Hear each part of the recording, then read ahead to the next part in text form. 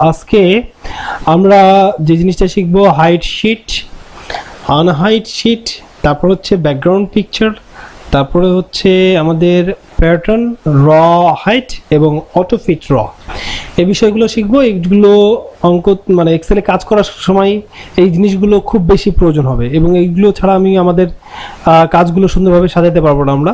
তো খুব ইম্পর্টেন্ট এবং এগুলো জানতে হবে আমাদেরকে। তাহলে আজকে আমরা যেটা শিখছি সেটা হচ্ছে শীট হাইড করা। অনেক সময় যদি আমরা চাই যে আমাদের যে শীটটা কাজ করেছি সেটা একটু হাইড করে রাখবো, সেটা পারবো আমরা।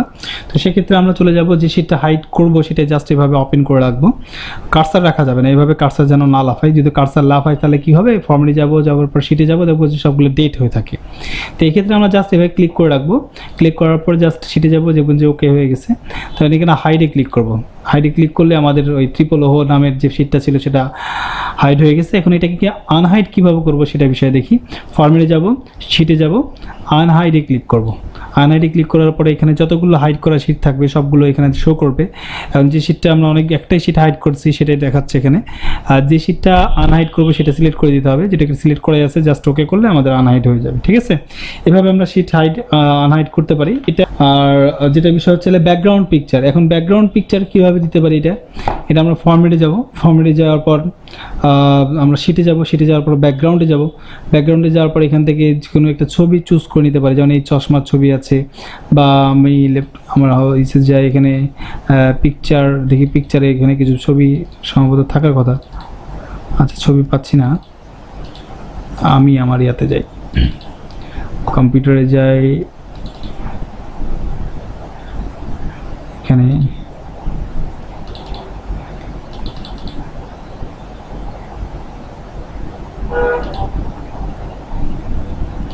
ছবি পাচ্ছি না, একটু একটু ওয়েট করেন, ছবি দেখি আমার ছবি কোনটা দেওয়া যায়। আচ্ছা, এই কম্পিউটারের ছবি দেখতে পাচ্ছি এখানে, আচ্ছা এখানে কিছু একটা ছবি দেখতে পাচ্ছি আমরা, ফটোশপের পাতের ছবি। জাস্ট এখানে ক্লিক করে জাস্ট এই ছবিটা এখানে আমরা নিয়ে চলে আসতে পারবো। এটা অনেক বড় ছবি, এই জন্য এই অবস্থা। ঠিক আছে, তো এই ছবিটা আমরা এখানে নিয়ে আসতে পারছি। এখানে নিচে ডাউনে ক্লিক করলে ডাউনে আসলে দেখতে পাবো, আবার এই যে মধ্যখানে আসলে আমরা এটা দেখতে পাবো।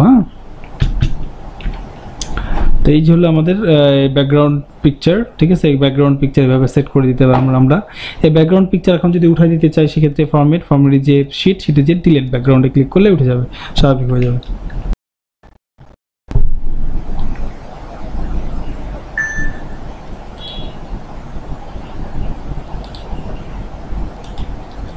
তো এভাবে ব্যাকগ্রাউন্ড দিতে পারি। এখন কথা হলো যে প্যাটার্ন হচ্ছে পেজের বিভিন্ন কলাম রককে বিভিন্নভাবে সাজানো। যাক, এই কলামের আমি প্যাটার্ন দিতে চাচ্ছি, তা হলো যে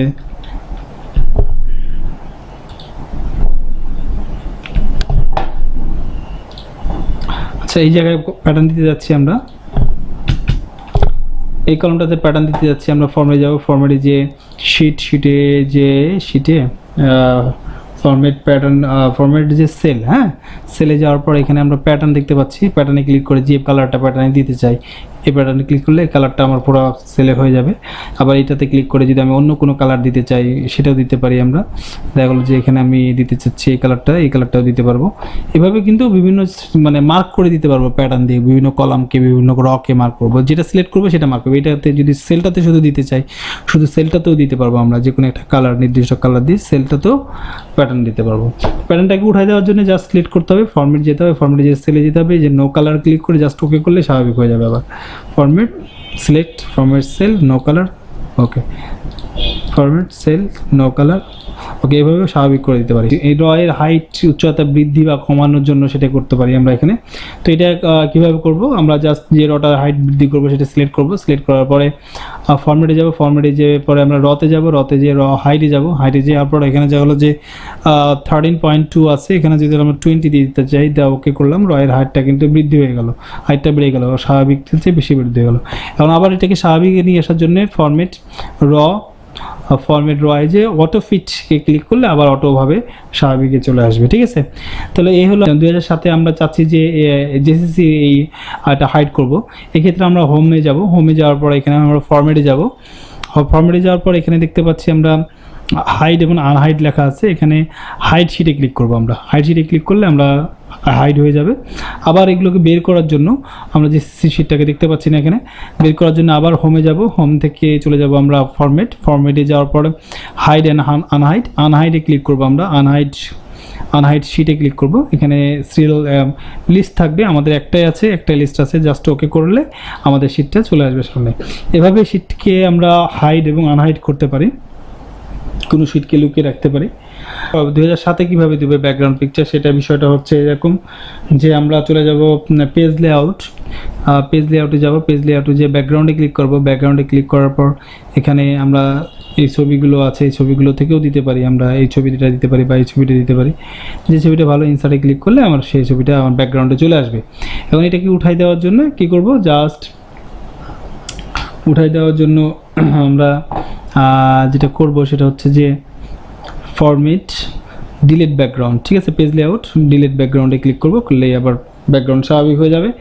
এখন আমরা চলে আসি, এখন এই প্যাটার্নটা 2007-এ কীভাবে দিব সেই বিষয়টা একটু দেখি।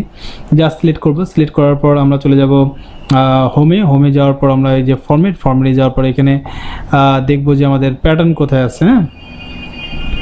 হ্যাঁ, এখানে আমরা দেখি প্যাটার্ন ফরম্যাট সেলে যাব আমরা, ফরম্যাট সেল কোথায় আছে, ফরম্যাট সেলে যাওয়ার পর আমরা এখানে প্যাটার্ন অপশনটা চলে আসবে আমাদের।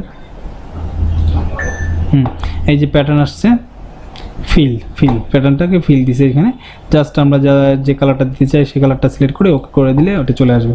এখন স্বাভাবিক করে যেন আবার সিলেক্ট করে আমরা ফরম্যাটে যাব, ফরম্যাট সেলে যাব, নো কালারে ক্লিক করে ওকে করলেই স্বাভাবিক হয়ে যাবে, ঠিক আছে। এগুলো আমাদের প্যাটার্নের ব্যাপার। আচ্ছা, এখন র হাইট, আমাদের আবার এটা 2007-এ যদি করতে চাই তাহলে সেটা কীভাবে করব, সেটা হচ্ছে যে আমরা জাস্ট সিলেক্ট করে নিব রটে যাওয়ার পর ফরম্যাটে যাওয়ার পরে হচ্ছে র হাইটে ক্লিক করব, দেওয়ার পর এখানে যা হলো যে হাইটটা দিতে চাই সেটা সিলেক্ট করে দিয়ে ওকে করলাম, হাইটটা বৃদ্ধি হয়ে গেল। এখন আবার স্বাভাবিক করার জন্য ফরম্যাট অটো ফিট হাইট, ঠিক আছে, অটোভাবে হাইটটা ফিট হয়ে যাবে, ঠিক আছে। তাহলে আজকে আমরা এই পর্যন্ত করলাম, নেক্সট টিউটোরিয়ালে আবার নতুন কিছু নিয়ে হাজির হব।